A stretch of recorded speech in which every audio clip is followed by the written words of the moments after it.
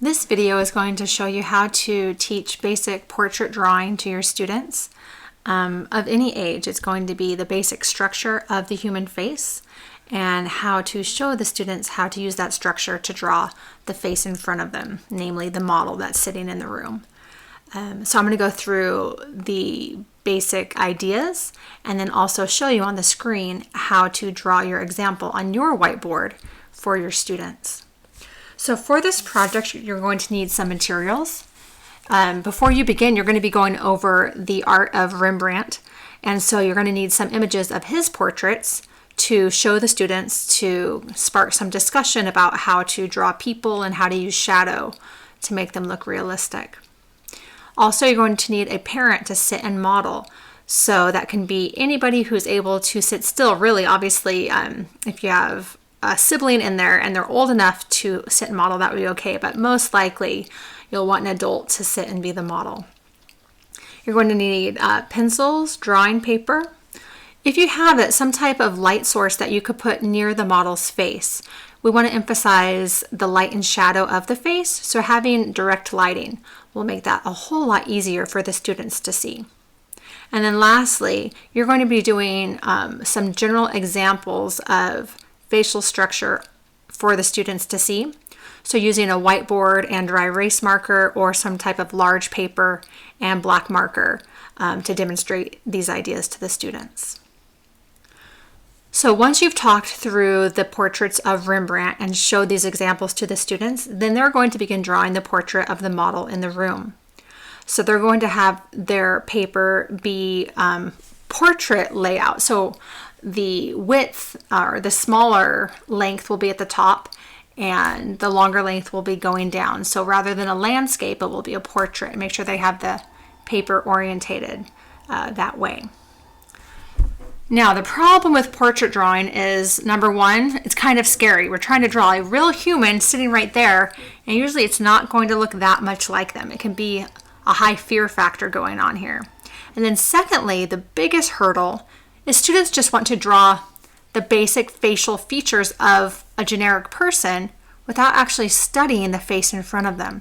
So we really have to slow down our class, get them to study the model in the room, and then get them to draw what they've studied on the face and draw that onto the paper. So that's going to be a lot of pushback from the kids to get them to slow down and do this. But I know that you can do it. Just we're going to talk through about how to get them to go step by step rather than rushing through. So on your whiteboard, for the first step is we are going to draw the top and bottom of the face.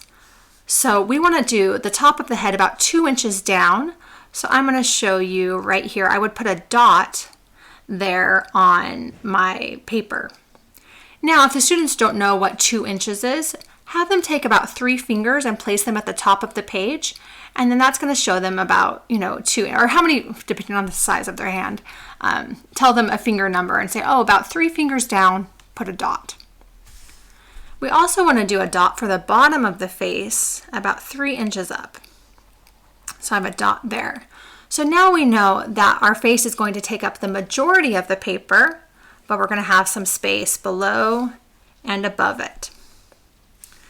Most people's heads are an oval, so we're going to instruct the students to lightly go around and draw an oval between these 2 dots. It can be very sketchy. When I draw any type of rounded lines, it's not going to be perfect the first time. I can kind of sketch it out until I get a more ovally shape. So you're going to be doing the same thing on your whiteboard so the students can see the dots for the top and the bottom and a basic oval shape for the head. Now, of course, they just want to start drawing a face, right? We have a head, let's just go with it. Nope, let's slow down and learn how to draw a face successfully. Step 1, on your whiteboard, you will be doing a very light line down the center of the face. This line will later be erased, so remind the kids it's a lot easier to erase when it's a light line. They're going to be copying your line onto their paper. So again, down the middle. And you can ask them, why are we doing this line? What would be the purpose of that? The purpose is that our faces are symmetrical. So to put a line down the middle shows that one side of the face is on the left, and it's going to be the same thing on the right. It shows us the center of the facial features. Step number 2 is to do another light line right here in the middle. So halfway between the top dot and the bottom top dot goes your line, your center horizontal line. So draw it on your whiteboard, and your students will also lightly draw it on their paper. Now this kind of blows kids' minds. You're going to say, what do you think is going to be on this line? The older kids might already know. It's the eyes. The younger kids might say, oh, the nose, or maybe the mouth, right? They usually put things too high. The answer is, of course, the eyes. The eyes are going to be on that center line. So you're going to be just drawing some basic circles there to show the kids this is the location of the eyes between the top of the head and the chin right there in the middle. Even though on your whiteboard you just drew simple circles, have the students study the eyes of the model and begin to draw realistic eyes on that center line. They can start with basic circles like you did and then fill in details, or they can just start drawing realistically as they go. So allow them to look at the model for at least 10 seconds, study the shape of the eyebrows, the eyes, the eyelashes, and then begin to draw those eyes on the paper.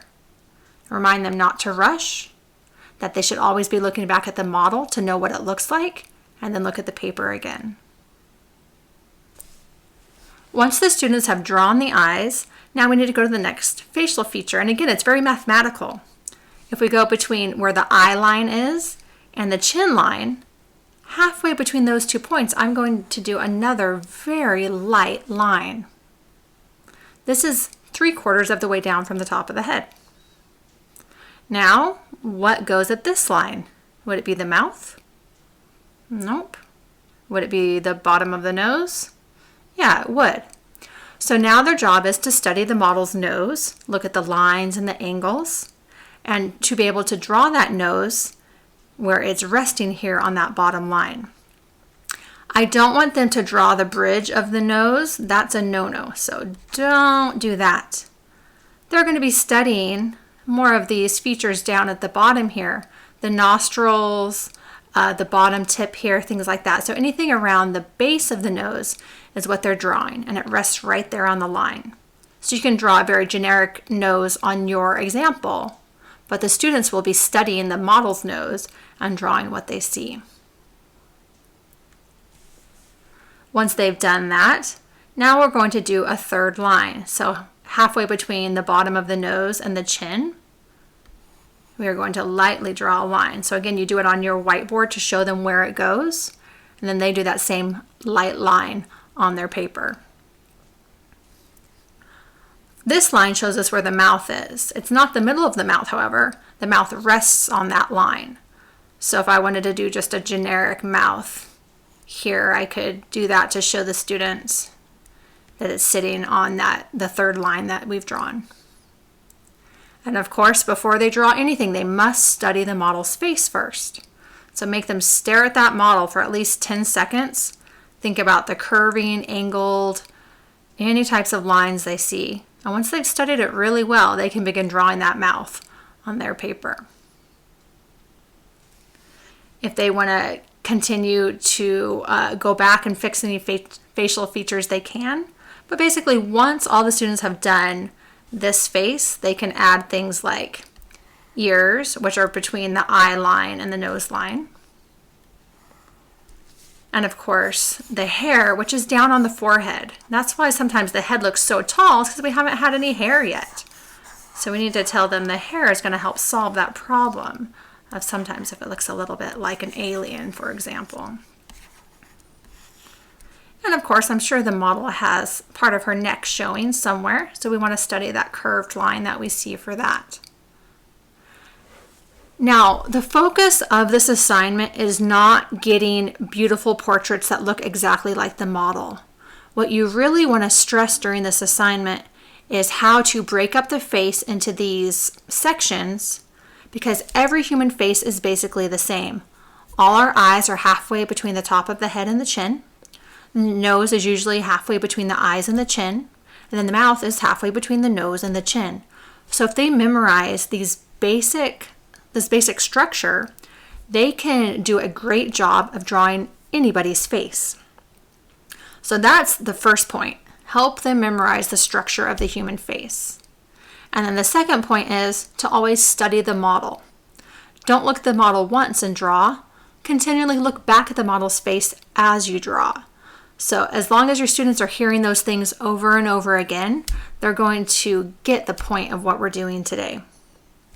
So once they've drawn the ears and the neck and the hair and things like that, if there's time, you can start to study the shadows of the face. And we know that Rembrandt did an amazing job of doing strong shadows on his subjects. And these shadows created a lot of mystery, number one, a lot of depth and mystery to his subject matter. But it also made them look three-dimensional. If there's no shadow, things appear much more flat. So they want to study the face of the model and find out where those deepest, darkest shadows are. One helpful point is to squint at the model. If we squint, we don't look at the details, but we do see the difference between light and dark. So squinting at the face will show us the big areas of light as opposed to the big areas of shadow. Once they've studied the basic areas of the darkest shadow, they can begin to outline those places with their pencil. So if I was looking at my model and I saw that the shadow kind of goes here, and it goes on the nose, and maybe it's here and then on the chin, I would be able to kind of do this curvy shadow line down the face, breaking up the light side of her face versus the dark side of her face. I could also look at the eyes and say, oh wow, I see a shadow here, for example, or maybe I see some shadow a lot by the nostrils. Maybe there's some shadow right above her lip. I can start studying the finer shadows as well. If your students, again, have time after studying the shadows, they can take their pencil and actually begin to shade them in. So lightly, very lightly, they can begin to shade in the darker side of her face with their pencil. Too much shadow is going to make it look kind of dirty and messy. So this is something you want to do very, very last, or do it lastly, and emphasize to not be heavy-handed. Just go ahead and add a little bit of shadow if time permits. Other than that, you're going to be done. You're not going to be adding any color today or anything like that. And just do as much as you can in the half an hour. I know that it's a short amount of time. So just go down the list of what to do. And if you get to shading, that's great. And if you don't, that's fine, because you've already taught the general structure of the human face.